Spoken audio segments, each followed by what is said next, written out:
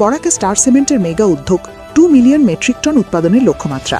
প্রকল্পের উদ্বোধন করলেন মুখ্যমন্ত্রী ডক্টর হিমন্ত বিশ্ব শর্মা।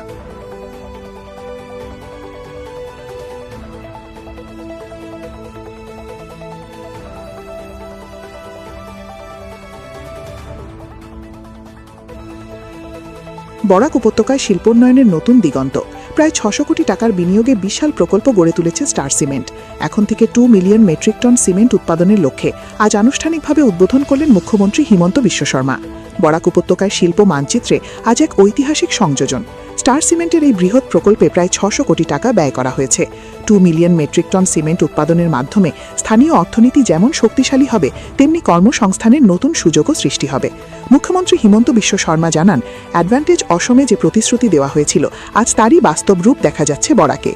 এদিকে আগামী 14 তারিখ বরাক সফরে আসছেন প্রধানমন্ত্রী নরেন্দ্র মোদী। তিনি 5 গ্রাম থেকে গুয়াহাটি এবং গুয়াহাটি থেকে বড়াপানি পর্যন্ত প্রস্তাবিত এক্সপ্রেস হাইওয়ে নির্মাণ প্রকল্পে শিলান্যাস করবেন। পাশাপাশি 14 মার্চ শিলচরের প্রস্তাবিত ফ্লাইওভার নির্মাণেরও শিলান্যাস করবেন প্রধানমন্ত্রী। সব মিলিয়ে বরাক উপত্যকায় শিল্প ও পরিকাঠামোগত উন্নয়নের নতুন অধ্যায়ের সূচনা হল। स्टार सीमेंट एक बहुत बड़ा उद्योग लेके आए हैं। 2 मिलियन मेट्रिक टन सीमेंट यहाँ से प्रोडक्शन होगी और लगभग 600 करोड़ रुपया का यहाँ में इन्वेस्ट भी हुआ है। ये हमारे लिए बहुत ही इम्पोर्टेंट है। जो एडवांटेज असम में कमिटमेंट किया गया था वही आज फुलफिल हुआ है।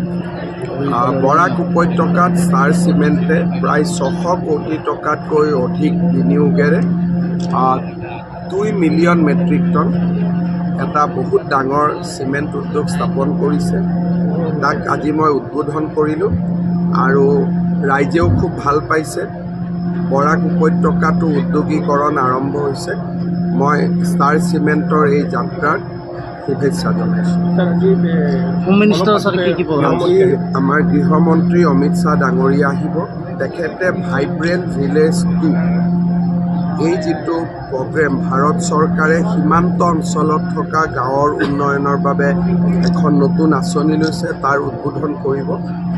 অহাকালি তেওঁ গুৱাহাটীলৈ যাব, CRPFৰ পেৰেডত ভাগ ল'ব আৰু বিয়লি কচুতলিত আমি যি ট্ৰাইবেল বেল্ট এণ্ড ব্লকত উচ্ছেদ অভিযান কৰিছিলোঁ সেই স্থানত এটা অসম পুলিচ বেটেলিয়নৰ নতুন চৌহদ এটাৰ কাম শুভ আৰম্ভণি কৰিব। এইটো ট্ৰাইবেল বেল্ট এণ্ড ব্লক আছিল, তাতে এনক্ৰ'চমেণ্ট আছিলে। আমি খুব ষ্ট্ৰংলি সেই এনক্ৰ'চমেণ্ট আমি আঁতৰাইছিলোঁ।